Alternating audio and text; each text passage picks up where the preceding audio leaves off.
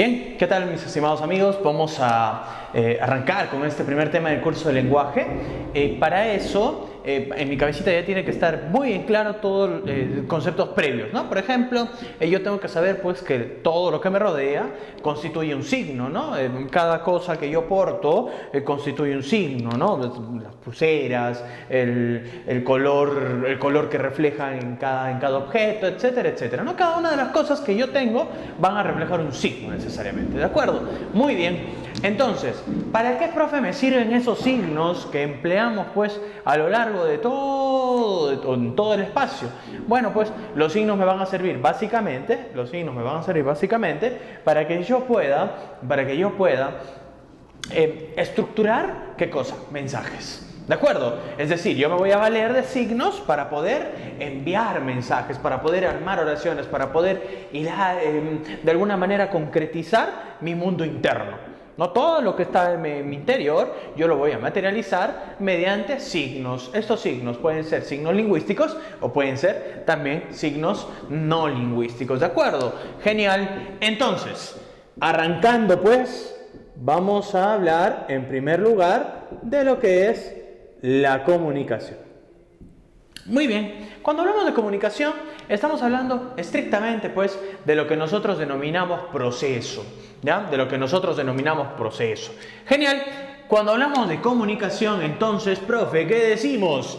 Bueno, pues vamos a decir que es un proceso de interacción social,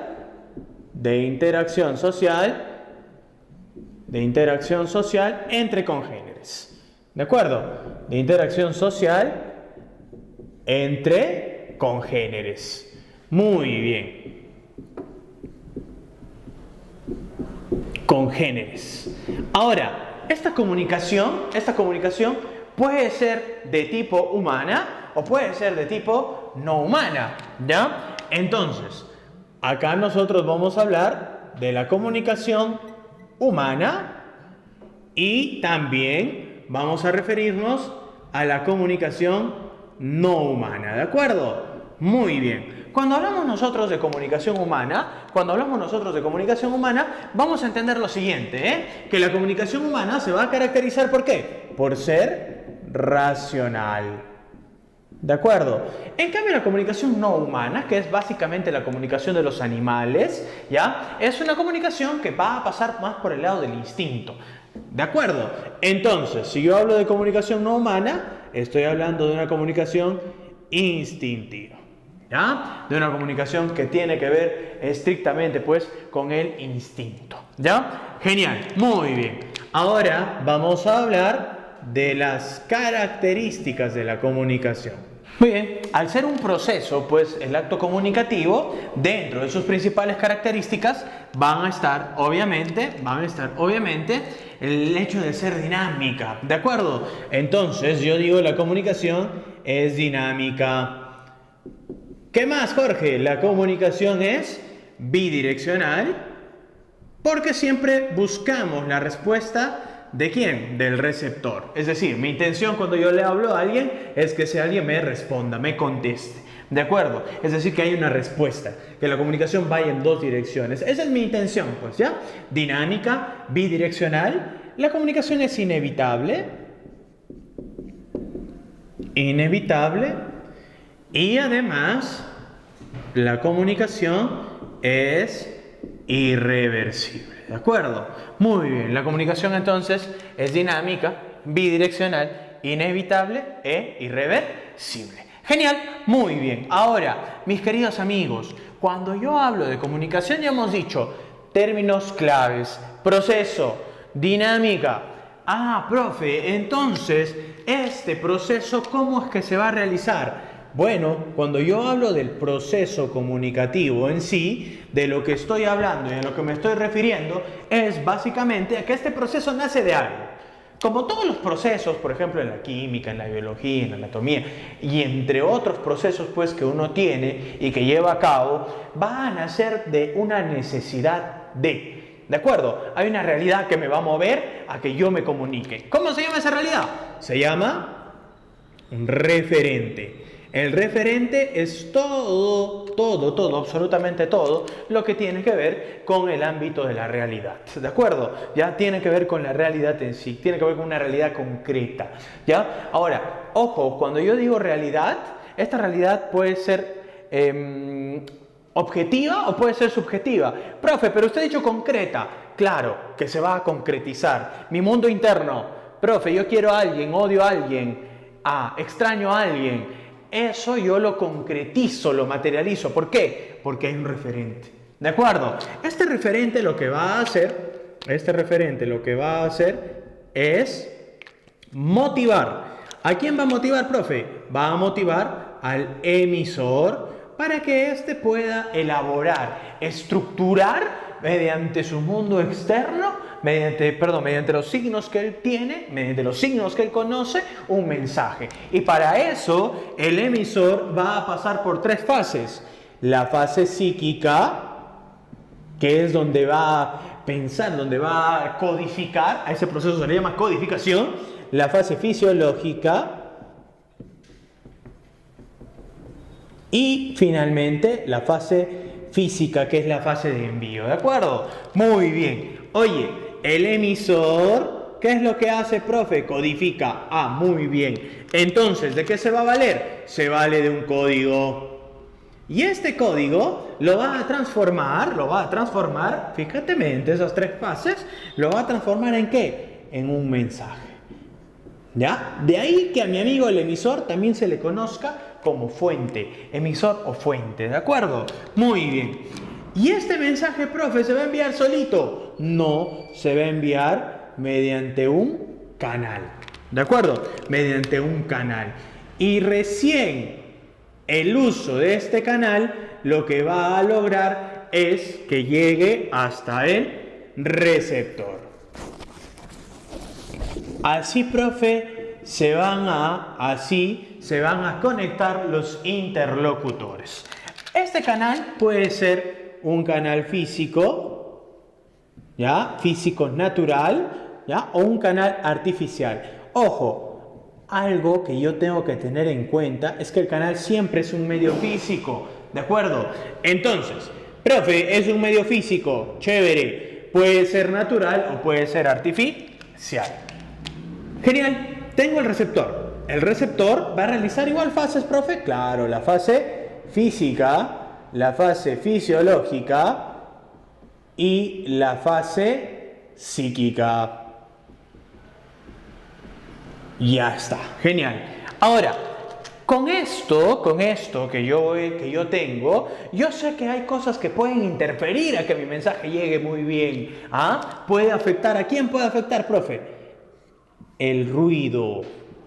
¿El ruido a quién puede afectar? El ruido puede afectar ¿a quién? Al canal. ¿Ya? Por ejemplo, la bulla, ¿no? La distorsión. ¿El ruido a quién puede afectar? Puede afectar al receptor. Yo te estoy hablando en este momento de algo y tú puedes estar pensando en otra cosa, ¿de acuerdo?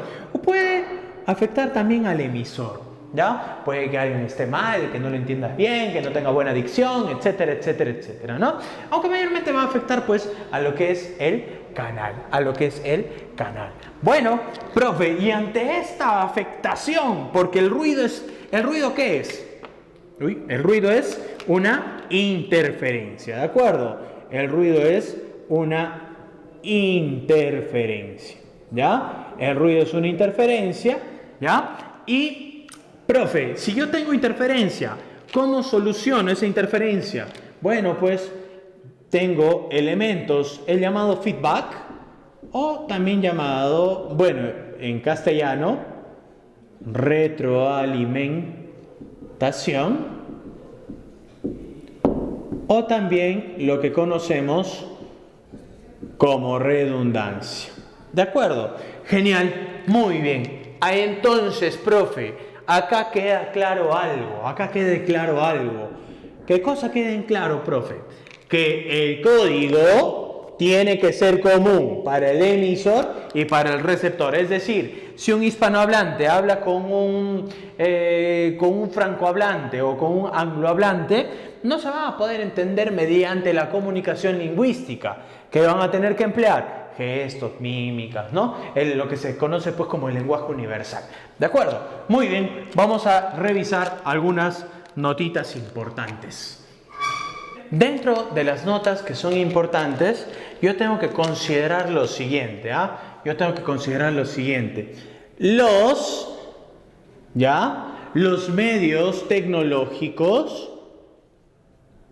medios tecnológicos, son canales, y por ningún motivo, en ningún caso,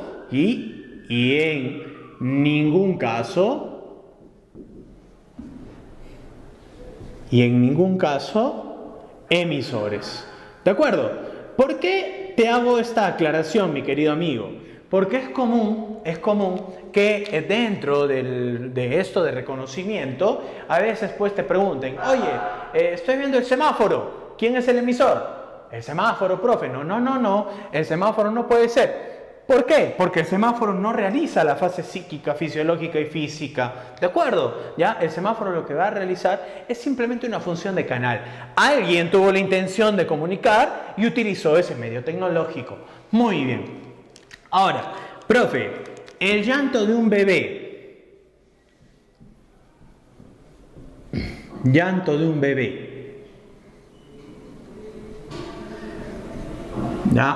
Bebé. El sonido onomatopeico, por ejemplo, el ladrido de un perro a una determinada hora, sea cuando llegas, cuando sales, cuando alguien entra a la casa, qué sé yo, ¿no? El ladrido de un perro, en cualquier hora determinada del día. Tengo que tener en cuenta que estos elementos no constituyen actos comunicativos.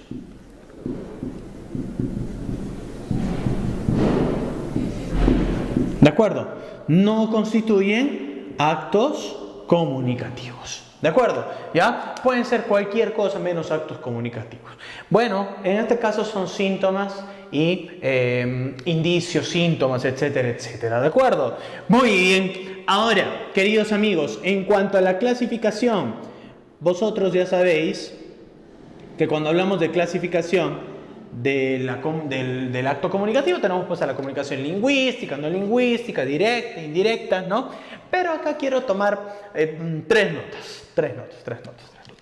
Primero, nota número 1, respecto de la clasificación, vamos a ver algunas notitas importantes, Voy a decir la comunicación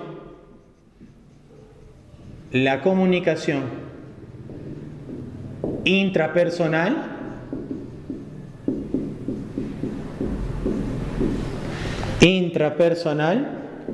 es introspectiva. Es decir, tiene o persigue fines que son estrictamente fines reflexivos, ¿de acuerdo? ¿Qué más voy a decir, profe, acá respecto de la comunicación? Voy a decir, por ejemplo, que la comunicación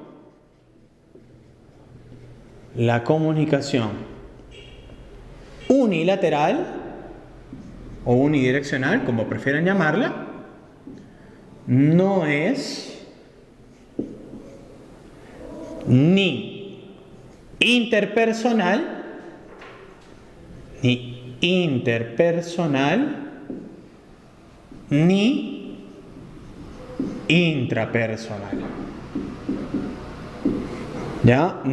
intrapersonal. ¿De acuerdo?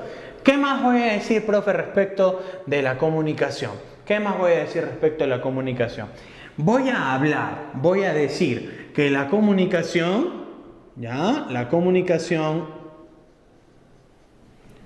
comunicación bidireccional o bilateral, para que no se confundan con las características de la comunicación, la comunicación bilateral es interpersonal siempre.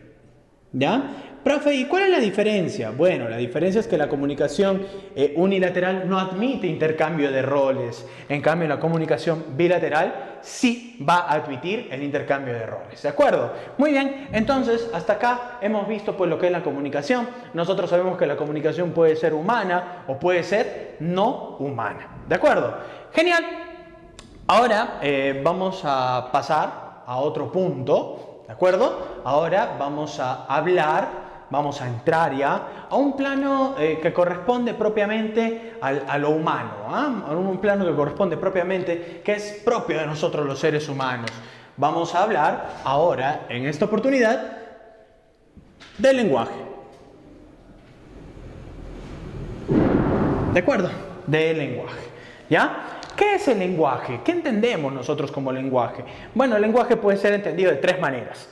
Age, el sufijo age, que es conjunto, moblaje, conjunto de muebles, por ejemplo, puede ser entendido como el conjunto de lenguas que hay en el mundo, ¿ya? También puede ser comprendido el lenguaje,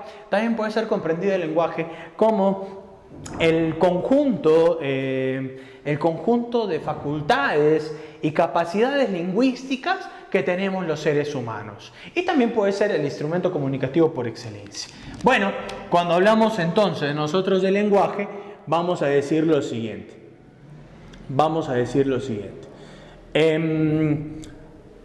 Es una facultad exclusiva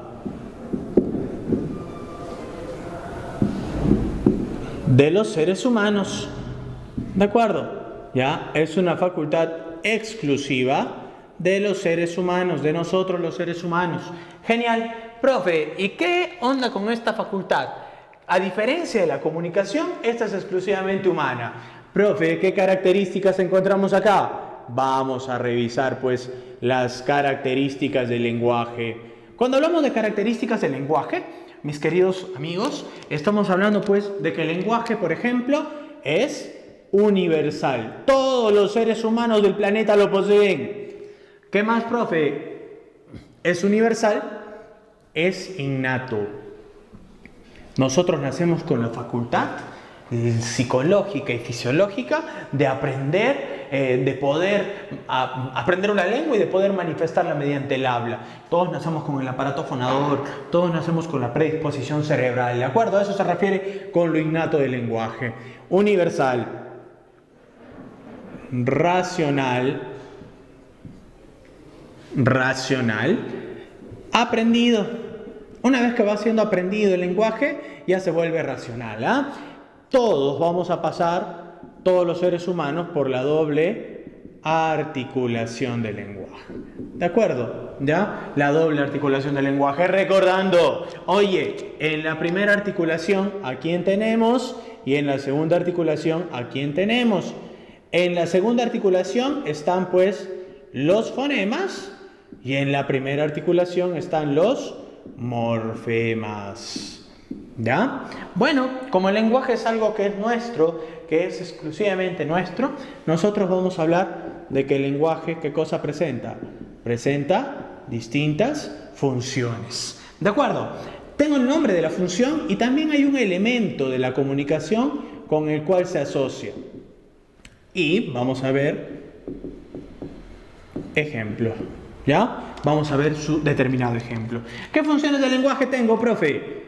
Tengo la función referencial o representativa, ¿ya? O informativa o denotativa. Tengo la función expresiva o sintomática.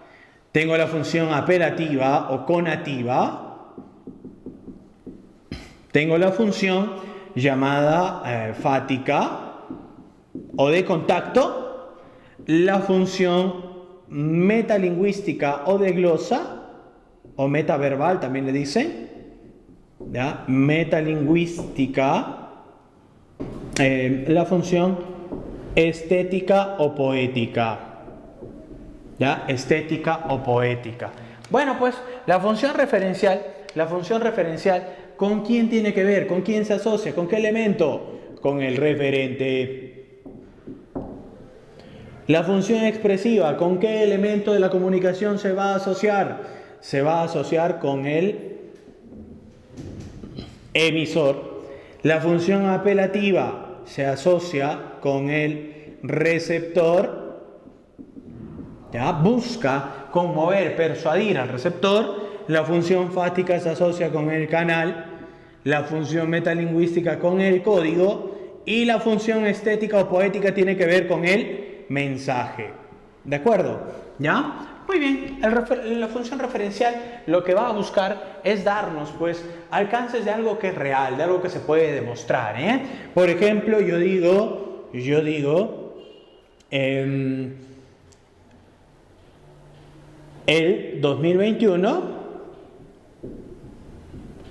2021 serán o se realizarán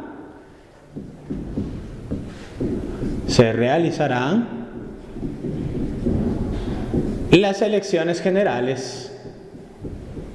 ¿De acuerdo? ¿Ya? El 2021 se realizarán o se llevarán a cabo las elecciones generales. Expresiva, sintomática, es decir, oye, ¿cómo te sientes? Profe, estoy contento, estoy triste, estoy cabizbajo, tengo hambre, tengo sueño, qué sé yo, ¿no? Función apelativa. Haz tu tarea, ordena tus cosas, ponte un horario, ¿ya? Eso. Función fática, profe. Función fática va a comprobar el canal, ¿ah? Función fática va a comprobar el canal. Hola, probando. 1, 2. ¿No? Probando, 1, 2, sí, ¿me escuchan? ¿Ves? Eso es función fática. La función metalingüística tiene que ver con la perfección del código. Es decir, te voy a hablar acerca del lenguaje, de temas del lenguaje. Digo acá, por ejemplo, el verbo presenta amalgama. Función estética o poética. Esto tiene que ver con los refranes, con los poemas, con las canciones. ¿Ya? Con los poemas, con las canciones, cuando hablas pues de forma connotada. Muy bien, entonces acá dentro de la función estética, no sé, cito algún poeta, ¿no? Uno cita algún poeta, por ejemplo, Neruda, cuando decía, me gustas cuando callas porque estás como ausente, ¿no? Me gustas cuando callas porque estás como ausente, ¿no? Ahí está. Muy bien, entonces cuando nosotros proseguimos hablando del lenguaje, ahora te decía en un inicio que el lenguaje nos permite aprender una lengua y manifestarla mediante el habla, ¿de acuerdo? Entonces ahora vamos a hablar ya de los planos del lenguaje.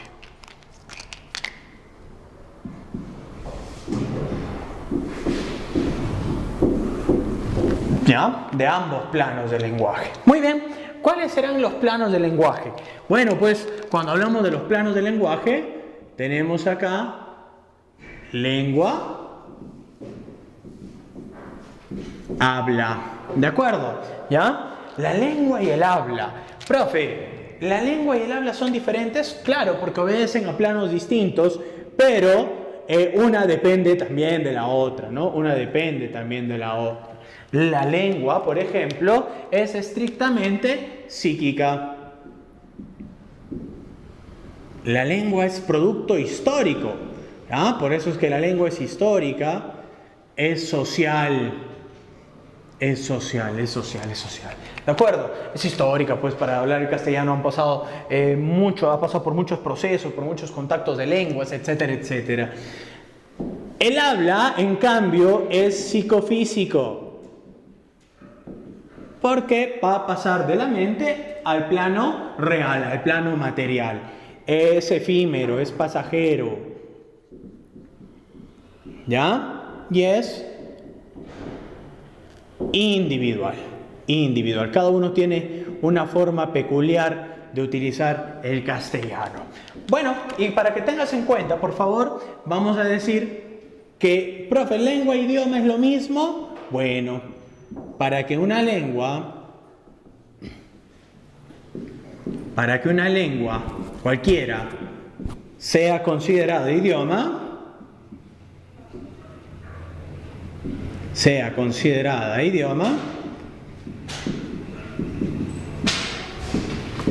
tiene que estar en la Constitución, ¿de acuerdo? De un país, ¿ya? Tiene que estar legalizada, oficializada en la Constitución.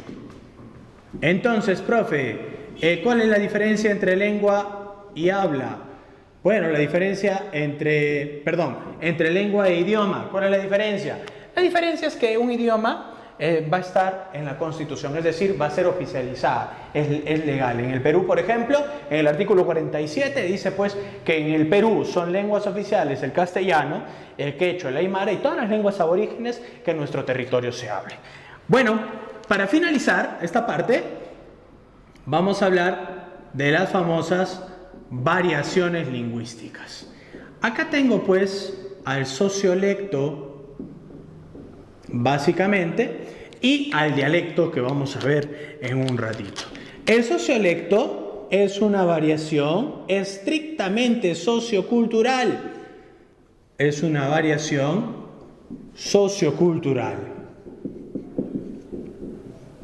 Sociocultural de una lengua, ¿de acuerdo? Ya es la variación sociocultural de una lengua. Acá hay niveles. Acuérdense del nivel superestándar, ¿no? Donde se utiliza el tecnolecto, es decir, el lenguaje técnico, ya en una tesis, en un artículo, en una conferencia especializada. Luego el lenguaje estándar, que lo utilizamos diariamente y cotidianamente. Y finalmente el lenguaje subestándar, ¿no? El uso de la lengua de forma subestándar, ¿ya? Que ya más tiene que ver con la replana, con la forma un poco estética de hablar. Bueno, y finalmente vamos a hablar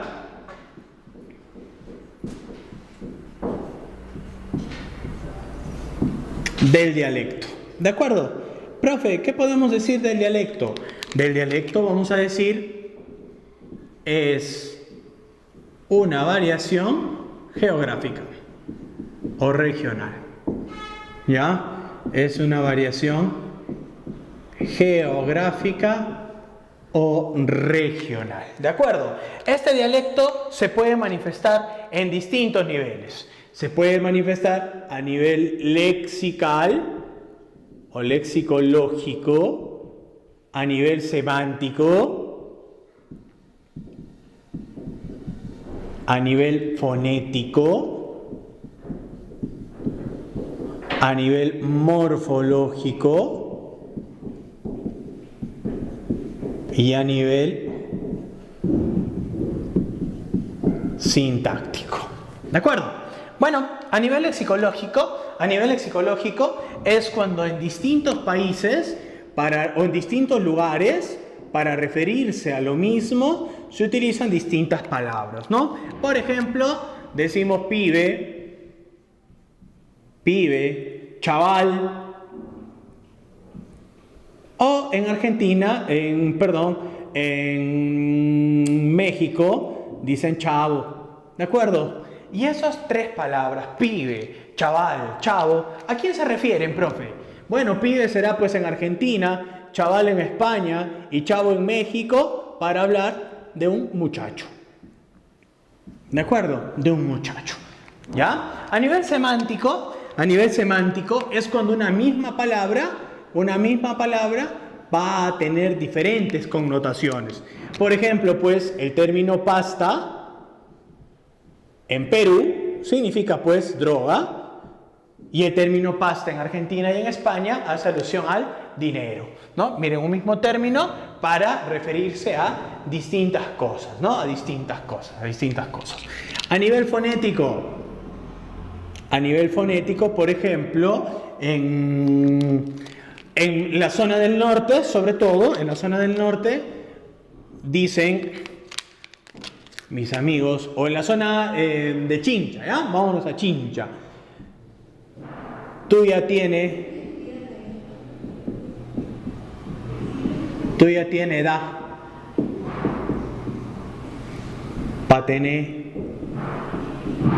pa tener mujer.